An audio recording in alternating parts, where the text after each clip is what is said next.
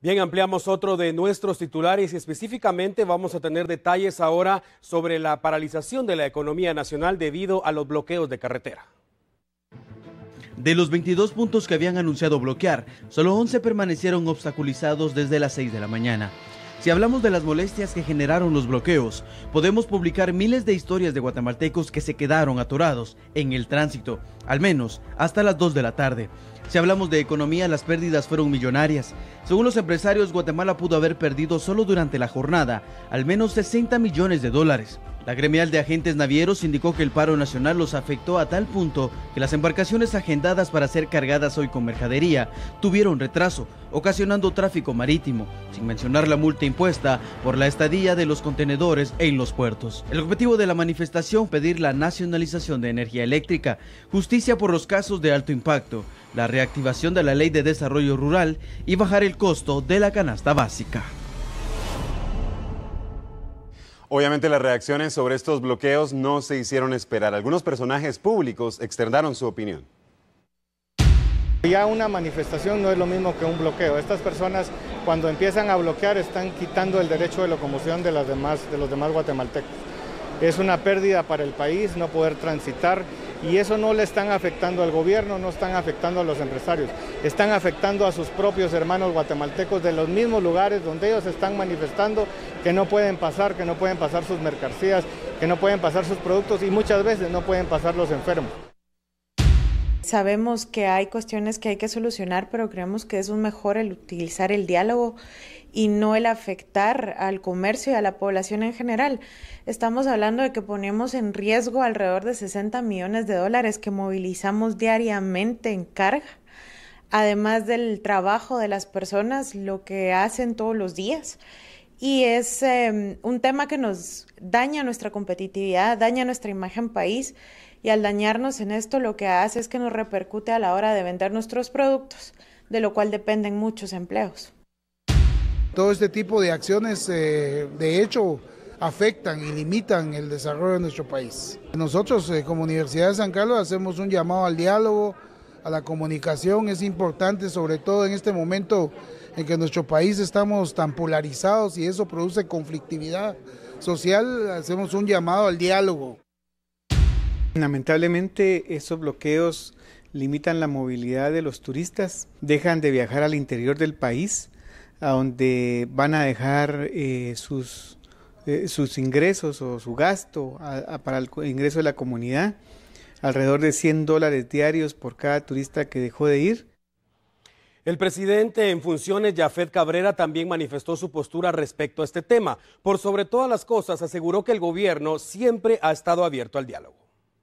Sí, yo les decía que lamentablemente CODEC ha tenido las puertas abiertas de la presidencia y la vicepresidencia. Fundamentalmente ustedes se han dado cuenta que la conflictividad la hemos atendido a nivel de la vicepresidencia y los guatemaltecos debemos de tomar conciencia de que si no nos unimos hoy, como dije hace un momento, la paz nunca va a llegar a Guatemala.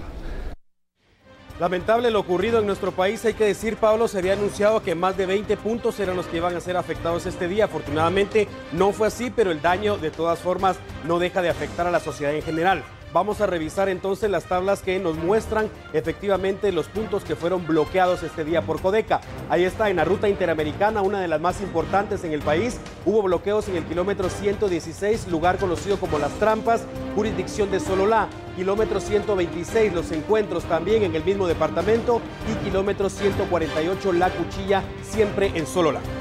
También en el kilómetro 187, el sector, el lugar conocido como Cuatro Caminos, otro punto clave, esto en jurisdicción de Totonicapán, también ahí se registraron bloqueos. Hablaron más de 11 bloqueos los que se produjeron hoy, Alan, y bueno, a pesar de que es la mitad aproximadamente de lo que se había anunciado, igualmente colapsó e impactó en todo el país. Definitivamente. Continuamos revisando los puntos que fueron bloqueados este día. Ahí está, esta vez en la ruta al Atlántico, kilómetro 45, jurisdicción de El Progreso.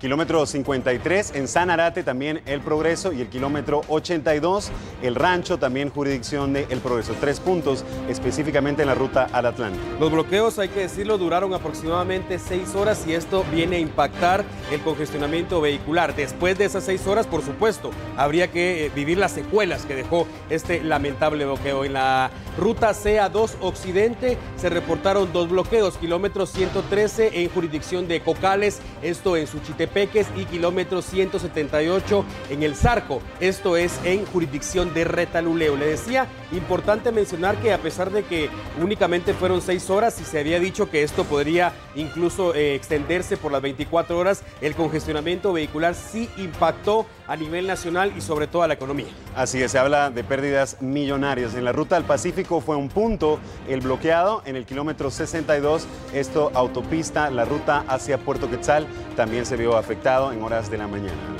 Definitivamente importante, lamentable lo que ha ocurrido en nuestro país. Una vez más se viene a afectar al guatemalteco que hoy llegó retrasado a su destino, me refiero a su lugar de trabajo, y por supuesto también los niños que debieron caminar varios kilómetros para poder llegar a su centro de estudio. Así es, una situación complicada. Nos movilizamos hacia otro punto. En la ruta del Salvador también se reportó un bloqueo más en el kilómetro 65, el lugar conocido como El Boquerón, esto en jurisdicción de Santa Rosa.